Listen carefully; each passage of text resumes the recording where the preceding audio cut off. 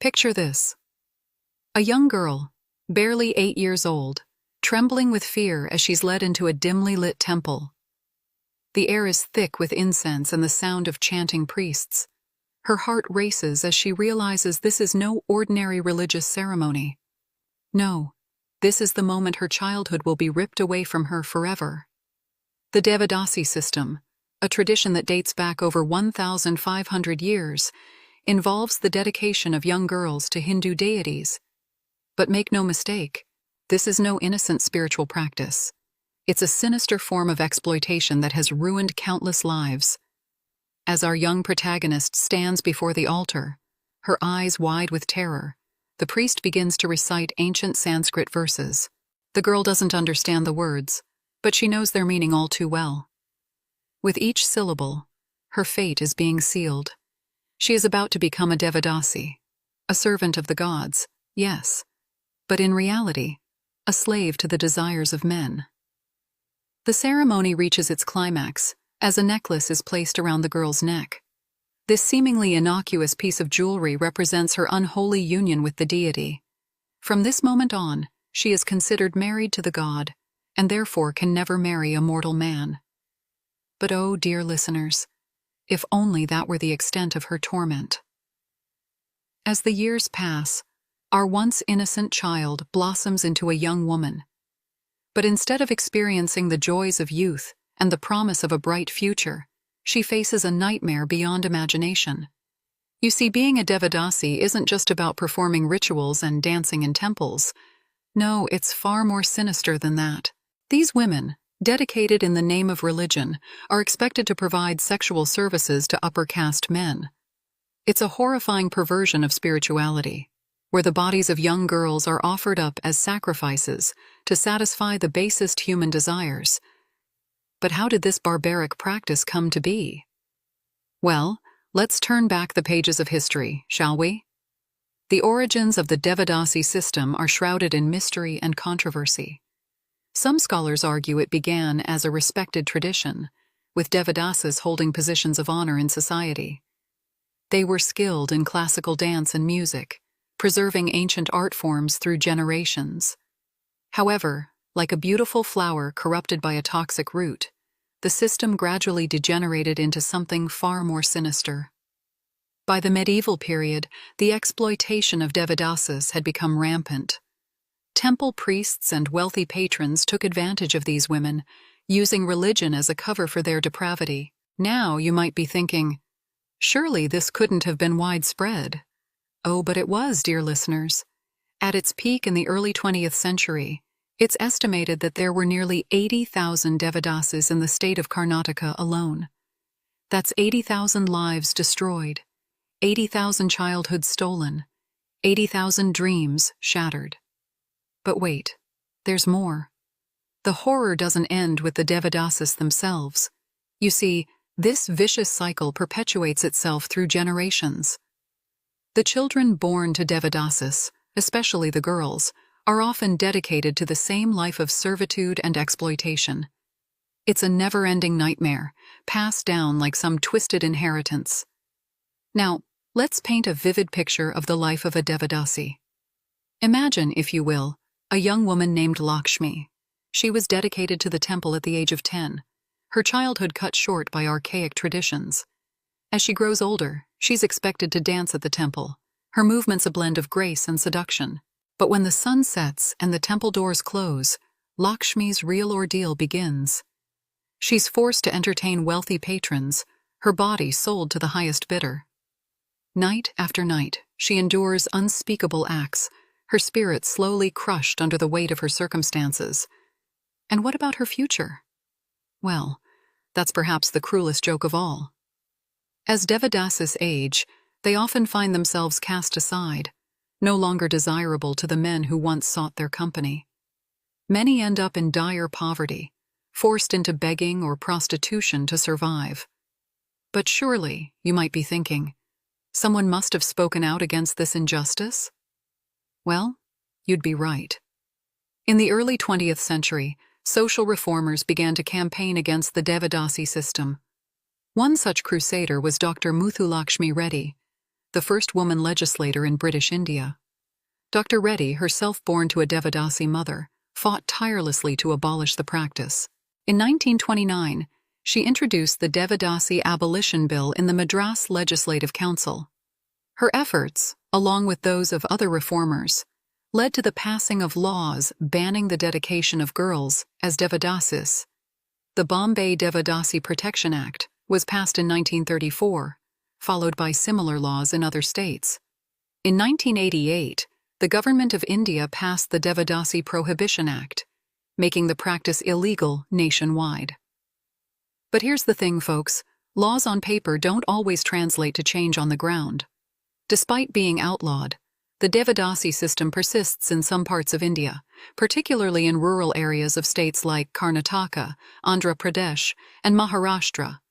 A study conducted by the National Commission for Women in 2015 estimated that there were still around 450,000 Devadasis in India. Can you believe it? Nearly 500,000 women and girls trapped in a cycle of exploitation in the 21st century. Now, let's zoom in on a particularly heart-wrenching case. In 2014, a 7-year-old girl named Sita was rescued just hours before she was to be dedicated as a Devadasi in a remote village in Karnataka. The local police, acting on a tip-off, raided the temple and saved the child from a life of misery. But for every Sita who's rescued, how many others slip through the cracks? How many young girls are still being sacrificed on the altar of tradition and superstition? The reasons for the persistence of this practice are complex, rooted in poverty, lack of education, and deep-seated cultural beliefs. Many families, struggling to make ends meet, see dedicating their daughters as Devadasis as a way to ensure financial security. It's a devastating choice, born out of desperation and ignorance. But the consequences of this choice are far-reaching and devastating. Devadasis face a multitude of health risks, including HIV/AIDS and other sexually transmitted infections.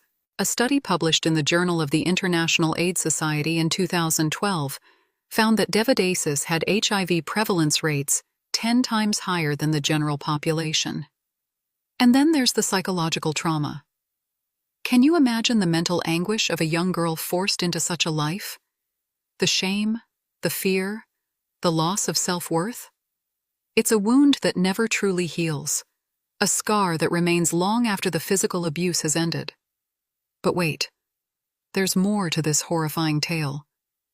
The Devadasi system isn't just a relic of the past or a problem confined to remote villages.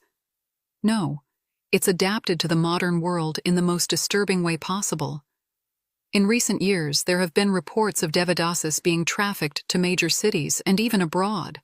These women, already vulnerable and exploited, are lured with promises of better lives, only to find themselves trapped in even more dire circumstances. A 2019 investigation by the Thomson Reuters Foundation uncovered a network trafficking Devadasis from rural Karnataka to the red light districts of Mumbai and Pune. These women, dedicated in the name of religion, end up as commodities in the global sex trade. But let's not lose sight of the human stories amidst these shocking statistics. Consider the tale of Rukmini, a former Devadasi who managed to escape her life of servitude. At the age of 12, Rukmini was dedicated to the goddess Yellamma, a common deity in the Devadasi tradition. For years, she endured unimaginable horrors, her body used and abused by men who claimed to be devotees. But Rukmini harbored a secret dream: to learn to read and write. In the dead of night, by the flickering light of a stolen candle, she would practice her letters, clinging to the hope of a different life. Finally, at the age of 25, Rukmini found the courage to flee. With the help of a local NGO, she not only escaped her life as a Devadasi, but also learned to read and write. Today, she works to rescue and rehabilitate other women trapped in the system. Rukmini's story is one of hope amidst the darkness, but it's the exception rather than the rule. For every Devadasi who escapes, countless others remain trapped, their voices silenced by a society that turns a blind eye to their suffering. Now you might be wondering, how does this practice continue in the face of laws and public outcry? Well, the answer lies in the intricate web of social, economic, and cultural factors that sustain the Devadasi system. In many communities where the practice persists, it's deeply intertwined with local customs and beliefs. Some families believe that dedicating a daughter will bring good fortune or cure illness. Others see it as a way to appease the gods and avoid divine wrath. But let's be clear. These beliefs, however deeply held, are nothing more than superstitions used to justify the exploitation of vulnerable girls and women. It's a cruel manipulation of faith, twisting religious devotion into a tool of oppression. And then there's the economic factor. In impoverished communities, the income generated by a Devadasi can mean the difference between survival and starvation for her family. It's a devastating choice. Sacrifice one child to save the others. But the true horror lies in the way this system perpetuates itself. Children of Devadasis, especially girls, often find themselves trapped in the same cycle of exploitation. Without education or other opportunities, many see no choice but to follow in their mother's footsteps. A 2018 study by the Karnataka State Commission for Protection of Child Rights found that 32% of Devadasis's daughters were dedicated to temples before the age of 18. It's a generational curse, a legacy of pain passed down from mother to daughter. Now, let's take a moment to consider the broader implications of the Devadasi system. It's not just an isolated problem affecting a few communities. No, it's a symptom of deeper issues plaguing society: gender inequality, poverty, lack of education, and the exploitation of the vulnerable. The Devadasi system thrives in the shadows, in the places where the light of progress and education hasn't yet reached. It's a stark reminder of the work that still needs to be done to ensure the rights and dignity of all individuals, regardless of gender or social status. But there is hope, dear listeners. Across India, brave individuals and organizations are fighting to end this practice and support its victims. NGOs like Vimochana and Marada are working tirelessly to rescue and rehabilitate Devadasis, providing them with education, vocational training, and a chance at a new life. Government initiatives, too, are making a difference. The Karnataka state government, for instance, has implemented schemes to provide financial assistance and housing to former Devadasis. It's a step in the right direction, but there's still a long way to go. Education is key in this battle. By raising awareness about the realities of the Devadasi system, we can challenge the myths and superstitions that sustain it. It's about changing mindsets, about showing communities that there are alternatives to this cruel tradition. But perhaps the most powerful agents of change are the Devadasis themselves.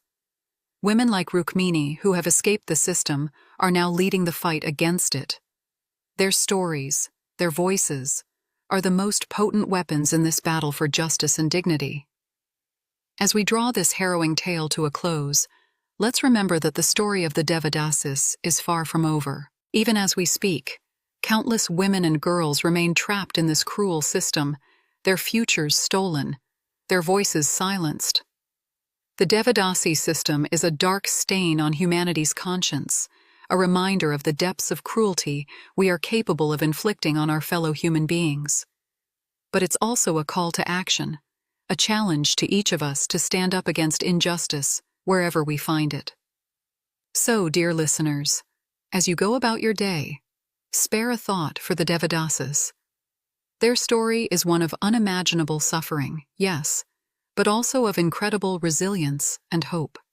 It's a testament to the indomitable human spirit, to the light that refuses to be extinguished even in the darkest of circumstances. And who knows, perhaps one day we'll be able to tell a different story, a story of how humanity finally put an end to this cruel practice, how we stood up for the dignity and rights of every individual. Until then, we must keep listening, keep learning, and keep fighting for justice. Thank you for joining me on this journey into one of humanity's darkest corners. Until next time, stay vigilant, stay compassionate, and never stop fighting for what's right.